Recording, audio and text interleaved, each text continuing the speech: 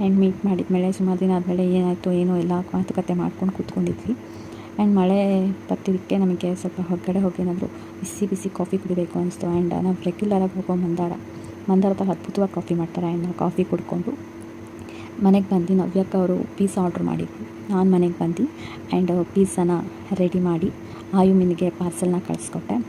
ಅಲ್ಲಿಂದ ಬಂದರೆ ನಮ್ಮ ಮನೇಲಿ ಅಕ್ಕ, ಅವಳಿಗೆ ಪಿಜ್ಜಾ ಅಂದರೆ ತುಂಬ ಇಷ್ಟ. ಸೊ ಅವಳು ನಾನೇ ಪಿಜ್ಜಾ ರೆಡಿ ಮಾಡ್ತೀನಿ, ನನಗೆ ಹೇಳ್ಕೊಡು ಅಂತ ಹೇಳಿಬಿಟ್ಟು ಅವಳು ಪಿಜ್ಜಾನ ಅವಳೇ ರೆಡಿ ಮಾಡ್ತಾಯಿದ್ಲು. ಆ್ಯಂಡ್ ಪಿಂಕಿ ಅದಕ್ಕೆ ಸೂಪರ್ ಅಂತ ಹೇಳ್ತಾ ಇದ್ದ.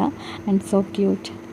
ಅದಾದಮೇಲೆ ಪಿಜ್ಜಾ ರೆಡಿ ಮಾಡಲಿಕ್ಕೆ ಓವನಲ್ಲಿಟ್ಟು ಒಂದು 20 ನಿಮಿಷ ಫುಲ್ಲು ಓಡಾಡಿಕೊಂಡು ಆರಾಮಾಗಿ ಕಾಲ ಕಳೆದ್ವಿ. ಆಲ್ರೆಡಿ ಅದು ಹಾಕಿ ಆಫ್ ಆಗಿತ್ತು. ಆಮೇಲೆ ಟಿಂಕಿಗೆ ನಾನು ಎಲ್ಲರಿಗೂ ಕೊಡೋ ಥರನೇ ಬಾಕ್ಸಲ್ಲಿ ಪಿಜ್ಜಾ ಹಾಕಿ ಕೊಟ್ಟೆ. ಅವನೇ ಫಸ್ಟ್ ಟೇಸ್ಟ್ ಮಾಡೋದಂದರೆ ಅವನೇ.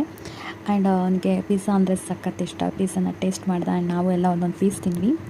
ಆ್ಯಂಡ್ ಇವತ್ತಿನ ಈ ನನ್ನ ಬ್ಲಾಗ್ ಇಷ್ಟ ಆಗಿದೆ ಲೈಕ್ ಮಾಡಿ, ಕಮೆಂಟ್ ಮಾಡಿ. Thank you, bye.